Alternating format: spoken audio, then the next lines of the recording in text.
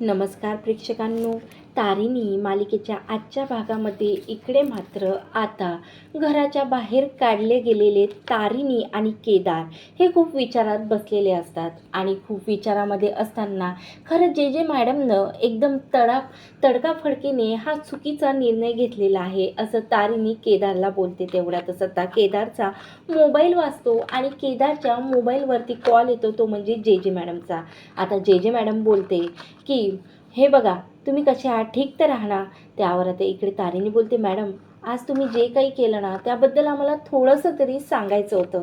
त्यावर आता इकडे मात्र जे मॅडम बोलते, काय झालं, काही चुकीचं केलं का मी? त्यावर आता तारिणी बोलते की नाही मॅडम, चुकीचं नाही केलं तुम्ही काही, पण आम्हाला थोडं सांगायचं होतं ना. त्यावर आता इकडे जे मॅडम म्हणते, सांगायचं होतं म्हणजे आता सिनियरनी ज्युनियरला सांगूनच सर्व निर्णय घ्यायचं का? हीच तारिणी टीमची सिस्टम आहे का?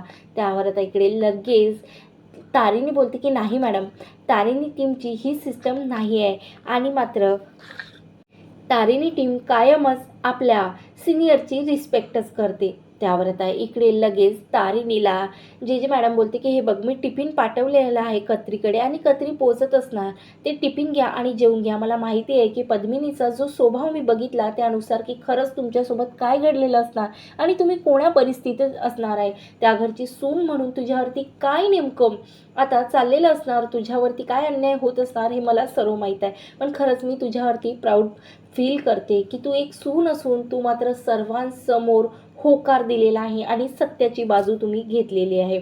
चला, असं म्हणू नका की तुझं सिनियर म्हणून मी टिफिन पाठवलेला नाही आहे, पण मात्र वसुताईची मुलगी म्हणून तू नेहमीच वसुताई मला टिफिन आणायची ड्युटीच्या पहिल्या दिवसपासून, म्हणूनच आता मी त्याचाच मान ठेवत मात्र आता तुला टिफिन पाठवलेला आहे. तर इकडे मात्र आता कत्री येतो. तर इकडे दुसरीकडे मात्र आता चेतना काकूने पद्मिनीला सांगितलेलं असतं की बघा ना ईशा काय करते. तेव्हा आता लगेच इकडे मात्र निशी आता टिफिन भरत असते, ते म्हणजे आता इकडे पोलीस स्टेशनमध्ये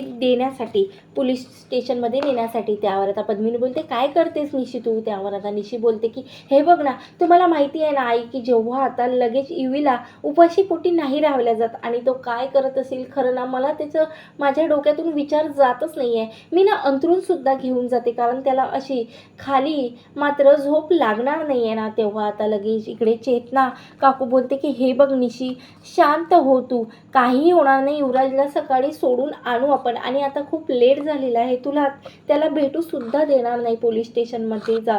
तर इकडे मात्र आता चेतना लगेच बोलते की हे बघा पद्मिनीताई, आता मात्र इकडे सर्वजण घरातले उपवाशी आहे. त्यावर इकडे पद्मिनी बोलते, तुला कळते का माझा युवी आता जेलमध्ये आहे आणि आता सर्वांना कसं जेवण मिळू शकते, तुला जाणवत नाही आहे का त्याची कमी चेतना? त्यावर आता चेतना लगेच हो बोलते आणि इकडे मात्र पद्मिनी बोलते की ज्या लोकांमुळे आता तो जेलमध्ये गेलेला आहे त्यांना सुद्धा एक घास मी त्यांच्या पोटामध्ये जाऊ देणार नाही. त्यावर आता कत्री बोलते की हे बघा बॉस, तुम्ही जेवण करून घ्या. त्यावर आता इकडे लगेच तारिणी बोलते की कत्री, हे बघ, तुला जर इथं कोणी बघितलं ना तर मला उत्तर देता देता जाणार आहे, म्हणून तू इथून लगेच निघून जा आणि त्यानंतर आपण बघूया काय. तर त्यावर आता कत्री निघून जाते आणि तेवढ्यातच पद्मिनी काकू मात्र दरवाजा उघडते. तेव्हा आता लगेच इकडे तारिणी बोलते की काकू आता निशी ठीक तर आहे ना. त्यावर इकडे पद्मिनी जोरात ओरडत बोलते की हे बघ, तू खोटी आशा आणि खोटा विचारपूस करणं बंद कर. त्यावर आता केदार बोलते की ती खोटा विचारपूस नाही करत आहे, तिला खरंच निशीची काळजी वाटते.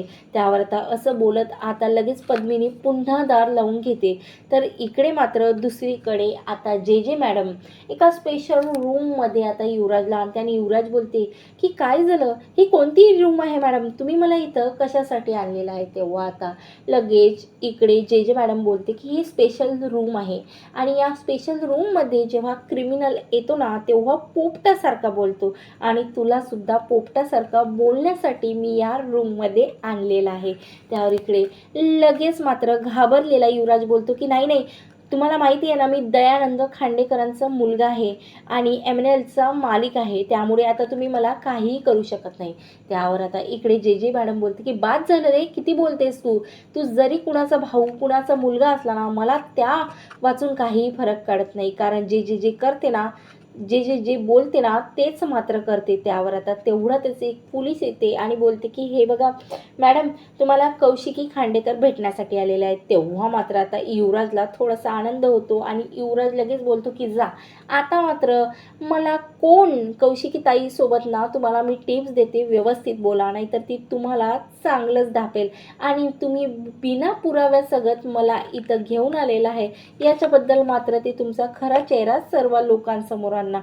त्यावर आता इकडे लगेच जे जे बोलते की हे बघ तुझी कौशिकी आहे ना काहीही करू शकत नाही आणि इथं माझे नियम चालतात म्हणून माझ्या नियमाचं वेगळं ही कौशिकी तुला जेलच्या बाहेर जाऊ देणार नाही आहे मी आणि जे जेने जे बोलते ना तेच करते. त्यावर आता इकडे मात्र अशा प्रकारे लगेच तेवढ्यातच इकडे निशीला कॉल येते ते म्हणजे रेखा बेलसरेचा. तेव्हा त्या रेखा बोलते काय झालं, ठीक तर आहेस ना आणि किती कॉल करते ग निशी मी तुला, कॉलसुद्धा रिसीव करत नाही आहे, तू कुठं आहेस काय मला सांगणार का काही काय झालेलं आहे. तर निशी बोलते की आई युवीला जेलमध्ये गेलेला आहे, युवीला पोलीस पकडून घेऊन गेले. त्यावर आता इकडे रेखा बोलते काय झालं, युवीने काय केलं आता युवराजने. त्यावर आता इकडे लगेच ओढत आता निशी बोलते की त्याने काहीही केलं नाही आहे आणि हे सर्व तारिणीमुळे झालेलं आहे.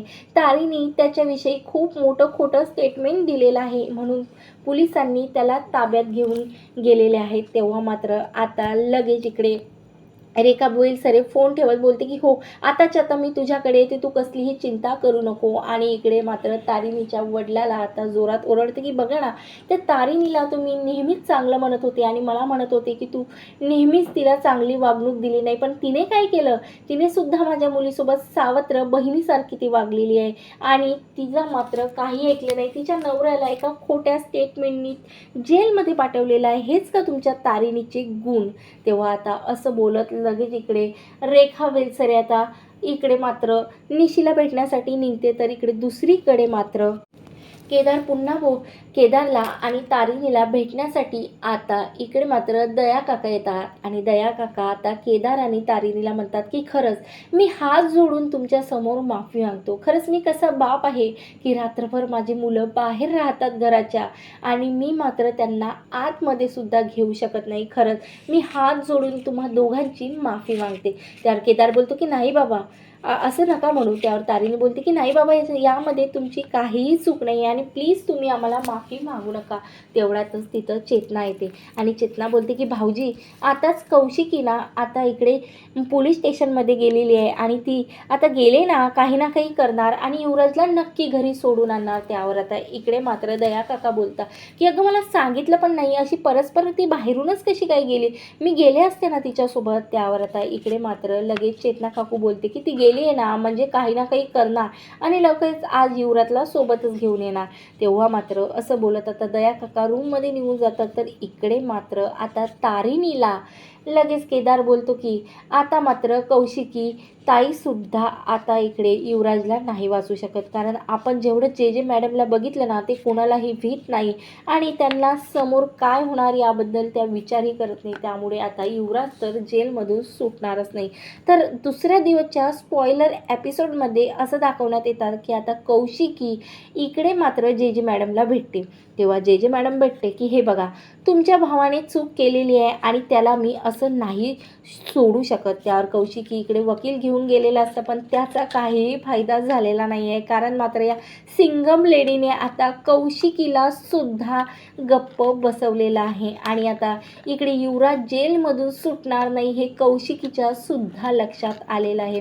आता कौशिकी आता नाईलाजाने जे जे मॅडमशी बोलून काहीही फायदा नाही झाला, त्यामुळे आता ती घरी गेलेली असते आणि घरी गेल्यावरती तारिणीला विचारते की खरंच तारिणी खरं बोल आणि तू खरंच गुलाबला इकडे मात्र आता खरंच युवराजच्या रूममध्ये बघितलं का. तेव्हा तारिणीच्या तोंडून हो ऐकून मात्र इकडे आता लगेच कौशिकी विचारात पडलेली असते.